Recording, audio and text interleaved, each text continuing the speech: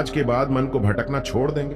दोस्तों, हमारा मन एक पल खुश रहता है तो दूसरे ही पल उदास हो जाता है, कभी इधर भागता है तो कभी उधर भागता है। इस अवसर रूपी मन को कैसे अपने वश में लाया जाता है, हमने इस कहानी को बुद्ध के रूप में बताएंगे। अगर वीडियो अच्छी लगे तो हमारे इस YouTube चैनल को सब्सक्राइब कीजिए। आज से लगभग 1600 साल से पहले भारत में एक बौद्ध भिक्षु रहा करते थे। उनका नाम पूरे बौद्ध धर्म के इतिहास में गौतम बुद्ध के बाद अगर कोई सबसे ज्यादा प्रभावशाली और प्रसिद्ध बौद्ध भिक्षुक हुए तो वह बौद्ध धर्मा ही थे। गौतम बुद्ध के बाद बौद्ध ने बौद्ध धर्म को सबसे ज्यादा फैलाया। वह बौद्ध को भारत से चीन ले गए थे, जो बाद में जिन बुद्धिज्म के नाम से प्रसिद्ध हुआ। फिर यह चाइना से होता हुआ जापान, कोरिया और दक्षिण पूर्व के देशों में फैल गया। उस समय चीन में जो सम्राट 20 सालों तक इंतजार करता रहा कि महान हिमालय की दुर्गम घाटियों को पार कर भारत की ओर से कोई बौद्ध भिक्षु चाइना में आ जाए और उसे बुद्धिज्म, उसके विचारों के बारे में बताएं। जब बोधि धर्मा चाइना पहुंचे तो बड़ा सम्राट उनसे मिलने आया। उस समय सम्राट बू मानसिक अशांति की समस्या से गुजर रहा था। उसने बोधि धर्मा से कहा, मैंने बहुत कोशिश की, हर तरह से प्रयास करके देख लिया, लेकिन मेरे मन में शांति नहीं है। यह हर समय भटकता हुआ रहता है। क्या आप मेरे मन को शांत कर सकते हैं?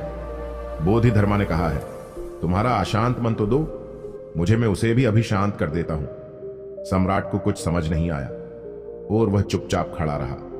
बोधि धर्मा ने कहा कि ठीक है, मैं तुम्हारा मन शांत कर दूंगा, लेकिन इसके लिए तुम्हें कल सुबह 5 बजे अकेले मेरे पास आना होगा।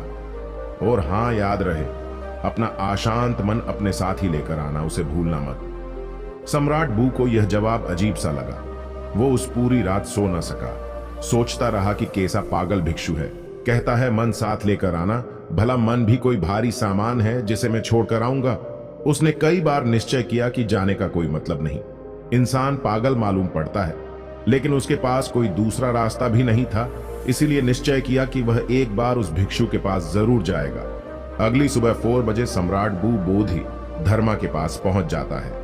बोधि धर्मा आंखें बंद करके ध्यान में बैठे हुए थे। सम्राट की आने की आहट पाकर बोधि धर्मा अपनी आंखें खोलते हैं और सम्राट बू से कहते हैं, तुम आ गए, लाओ अब जल्दी से अपना अशांत मन मुझे दे दो, मैं उसे शांत करके तुम्हें वापस देता हूं। सम्राट बू ने कहा, यह आप कैसी बात कर रहे हो? क्या मन भी कोई वस्तु है जिसे मैं आपको दे दूं? यह तो मेरे अंदर है, मेरे सिर के हैं, हड्डियों के अंदर है। बोधि धर्मा ने कहा, तो इससे एक बात साफ है कि तुम्हारा मन तुम्हारे ही अंदर है। सम्राट ने कहा, हां, मेरा मन मेरे ही अंदर है। बोधि धर्मा ने कहा, तब फिर तुम अपनी आंखें बंद करके बैठ जाओ और अपने उस अशांत मन को अपने भीतर खोजो। जैसे ही तुम्हारा मन, अशांत मन, तुम्हें मिल जाए तो मुझे बताना, मैं उसे शांत कर दूंगा। बोधि धर्मा का यह जवाब अजीब सा लगा, लेकिन वो कर भी क्या सकता है। उसे अपनी आंखें बंद की और अपने मन में उठने वाले विचारों को देखने लगा। वह अपना अशांत मन को खोजने में प्रयास करता रहा। वह जितना अपने अंदर गया, वह उतना ही अपने मन को खोजने में असफल रहा। कुछ घंटे गुजर गए, सूरज निकल आया था। सम्राट बू ने अपनी आंखें खोली। बोधि धर्मा ने पूछा, मिला तुम्हारा आशा मन? सम्राट बू ने नहीं में सर हिला दिया। बोधि धर्मा ने कहा, ठीक है, कल सुबह फिर आना और दोबारा अपने मन को ढूंढने का प्रयास करना। सम्राट बू वहां से चला जाता है। अगली सुबह 4 बजे फिर सम्राट बू बोधि धर्मा के पास आता है। बोधि धर्मा दोबारा सम्राट को आंखें बंद करके बैठ जाने को कहते हैं। सम्राट बू दोबारा अपनी आंखें बंद करके अपने अंदर दोबारा अशांत मन को खोजने का प्रयास करता है। वह जितना अपने अंदर डूबता चला जाता है, वह उतना ही अपने मन और विचारों से दूर होता चला जाता है। आज सम्राट बू को बैठे बैठे दोपहर हो गई।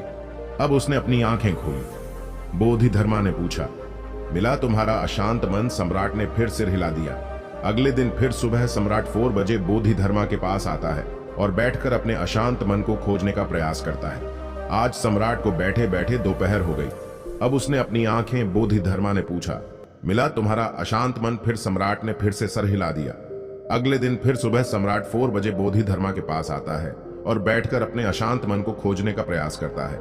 आज सम्राट को बैठे बैठे शाम हो जाती है। जाते वक्त बोधि धर्मा ने फिर पूछ लिया, तुम्हारा अशांत मन? सम्राट बू ने फिर से न सिर हिला दिया।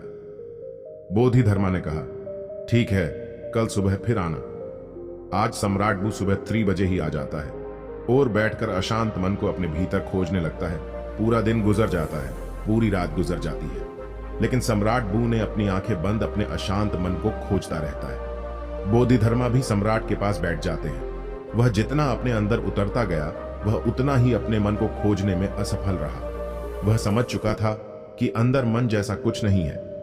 यह केवल विचारों का एक समूह है, जिसे हम मन कहते हैं। अगर विचार हैं तो मन है, अगर विचार नहीं तो मन भी नहीं। जब अंदर मन जैसा कुछ है ही नहीं, तो इसके साथ कुछ किया भी नहीं जा सकता जिसे हम मन कहते हैं। यह तो सिर्फ वह विचार है जो हमारी अचेतन अवस्था में हमारे भीतर उठते रहते हैं। अगर हम हमारी चेतना में आ जाए और जागरूक होकर जीने लगे, तो यहां विचार जैसा कुछ नहीं रह जाता। और जब विचार नहीं तो मन भी नहीं। अब वह समझ चुका था कि बोधिधर्मा उससे बार बार यह क्यों कह रहे थे कि अपना मन मुँह दो, क्योंकि वे जानते थे कि मन जैसा कुछ नहीं होता। सम्राट बू ने अपनी आंखें खोली। बोधिधर्मा ने पूछा, मिला तुम्हारा अशांत मन? सम्राट ने कहा, अशांत मन तो नहीं मिला, लेकिन वह शांति जरूर मिल गई जिसकी मुझे तलाश नहीं की थी। तब तक मैं बहुत परेशान रहता था लेकिन जब मैंने मन तलाश की, तब पाया कि मन जैसा कुछ नहीं होता।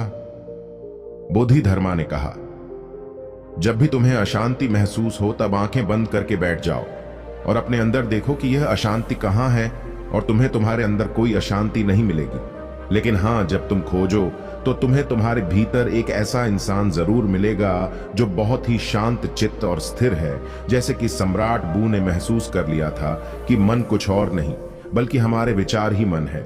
हम अपने विचारों पर नियंत्रण करके अपने मन को नियंत्रित रख सकते हैं।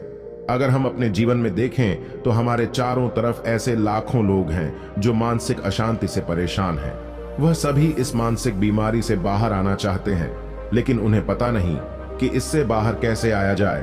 और अगर कुछ लोग इससे बाहर आने का प्रयास भी करते हैं, तो कुछ शुरुआती असफलताओं के बाद वह हार मान जाते हैं, और फिर यह मानसिक अशांति मरते दम तक उनके साथ रहती है। कई बार कुछ मानसिक विचार शारीरिक दर्द से भी ज्यादा दर्दनाक होती है, और यह इंसान का जीवन बहुत मुश्किल बना देती है। लोग इस मानसिक अशांति से गुजरते हैं क्योंकि वह कभी भी अपने अशांत मन को खोजने का प्रयास नहीं करते। वह कभी भी अपने भीतर झांक कर यह देखने का प्रयास नहीं करते कि असल में इस मानसिक अशांति का कारण क्या है। जैसे कि हमने इस कहने में देखा कि मन जैसी कोई चीज हमारे अंदर नहीं होती। असल में मन हमारे अंदर उठ रहे विचारों का समूह है, क्योंकि हम अचेतन तरीके से बस कुछ भी सोचे कर रहे हैं। कभी बीते हुए कल के बारे में सोचते हैं, तो कभी आने वाले कल के बारे में। इन विचारों की भागा दौड़ी में हम यह भूल ही चुके हैं कि जवान ना तो भूतकाल में है और ना ही भविष्य में। जीवन तो आज में है, इसी पल में है जिसे हमने जीना ही छोड़ दिया है। अगर हम अपनी चेतन अवस्था में रहना सीख जाए, जागरूक होकर अपने अंदर चलने वाले विचारों को देखना शुरू कर दें, तो धीरे धीरे हमारे अंदर उठने वाले विचार कम होना शुरू हो जाएंगे। क्योंकि तब विचारों को उत्पन्न होने का समय नहीं मिल पाता, क्योंकि हमारा मन ज्यादा तभी सोचता है जब यह अचेतन अवस्था में होता है। इसलिए जैसे जैसे हमारी जागरूकता बढ़ती जाती है, हमारे विचारों की उठने की तीव्रता कम होती चली जाती है। और जब हम विचार शून्य हो जाते हैं, तो हमारा मन गायब हो जाता है, और यह हमारे लिए मुसीबत नहीं बल्कि खुशी और शांति का स्रोत बन जाता है। इसीलिए अब से जब भी आप अपने लाइफ में अशांति या किसी प्रकार का दुख महसूस करें, तो चुपचाप आंखें बंद करके बैठ जाएं और अपने अंदर उठने वाले विचारों को देखना शुरू कर दें। इन उठते हुए विचारों को रोकने की कोशिश ना करें, बस इन्हें आने और जाने दें, और ना ही इन विचारों में उलझें। आप इन्हें बस ऐसे देखें जैसे कि आप किसी रोड के किनारे खड़े हैं और आती जाती गाड़ियों को देख रहे हैं। गाड़ियां आती हैं और जाती है, ऐसे ही विचार आएंगे और